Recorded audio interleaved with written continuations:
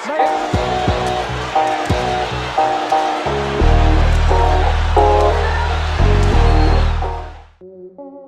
Tyson telah memiliki lebih banyak pertarungan klasik daripada petinju kelas berat lainnya dalam 30 tahun terakhir. Tetapi di antara pertarungan klasiknya, ada beberapa yang terlintas terlebih dahulu. Salah satunya terjadi 28 tahun yang lalu.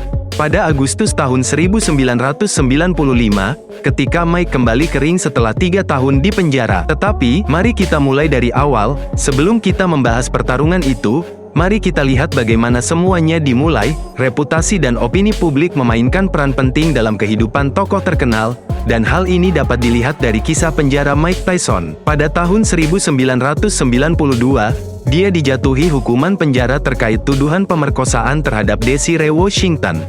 Mike sendiri selalu membantah kesalahannya, tetapi opini publik berada di pihak gadis itu, dan reputasinya juga berperan dalam kekalahan dalam proses hukum. Hakim Patricia Gifford dikenal sebagai penyambar karena ketegasan dan ketidakinginannya. Berdasarkan tuduhan tersebut, Tyson menghadapi hingga 60 tahun penjara.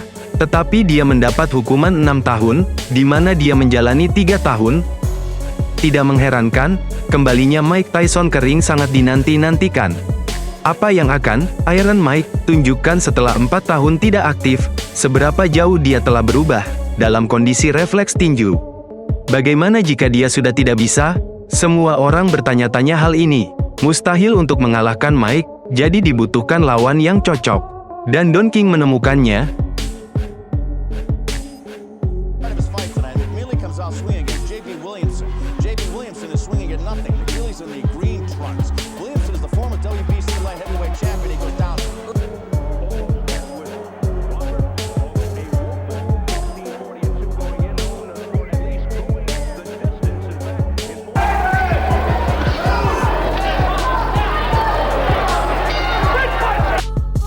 Lawan Mike adalah Peter McNeely, berusia 26 tahun, dengan julukan The Hurricane. Dia peringkat ke-7 dalam peringkat WBA, dengan rekor yang layak, 36 kemenangan, 1 kekalahan, 30 kemenangan diraih dengan KO. Tetapi dia tidak pernah bertarung dengan lawan selevel bahkan rekan latihan Tyson. Rekornya dibesar-besarkan oleh pertarungan dengan lawan-lawan mediocre. Beberapa bulan sebelum pertarungan dengan Tyson, dia tidak ada dalam peringkat apapun, tetapi tiba-tiba, tanpa diduga, dia ada di peringkat ke-7. Semuanya adalah karya King. Sebelum pertarungan, peluang Mike untuk menang diperkirakan mencapai 96-97%. Tetapi pertarungan tersebut laku keras sehingga pada saat itu adalah salah satu tayangan pay-per-view paling banyak ditonton dalam sejarah. Total, 1,6 juta tayangan pay-per-view terjual, senilai 180 juta dolar. Tidak ada minat seperti itu dalam pertarungan Tyson bahkan di tahun-tahun terbaiknya.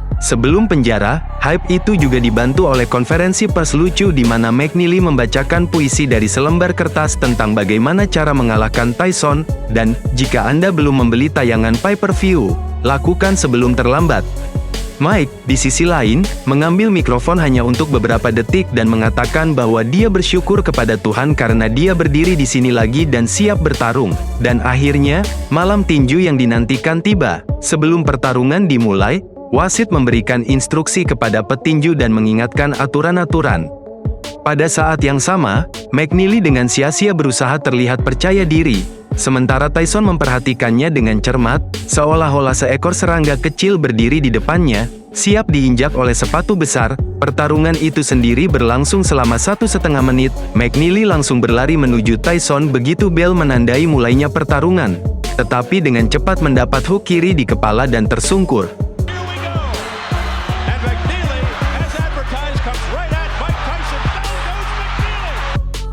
Hurricane berpura-pura tidak melihat skor wasit dan berlari lagi ke arah Mike. Sejenak, petinju itu saling serang di tali-tali. Tetapi segera pukulan Tyson kembali menemukan rahang McNeely, dan dia kembali terjatuh ke lantai.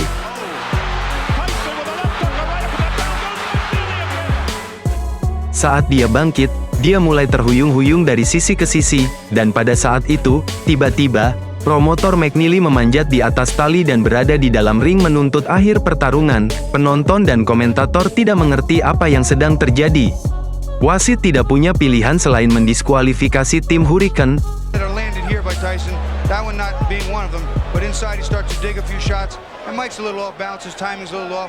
Right here you'll see a nice right uppercut, bang! That's the one that puts him down. And you can see McNeely over and said that's it. here you'll see it again. Tyson a little off balance with that hook.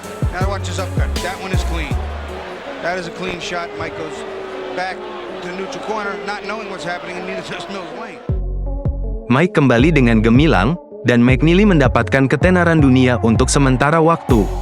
Beberapa bulan setelah pertarungan, McNeely bahkan mulai mengiklankan pizza, yang, menurut alur cerita video, menghantamnya Ko.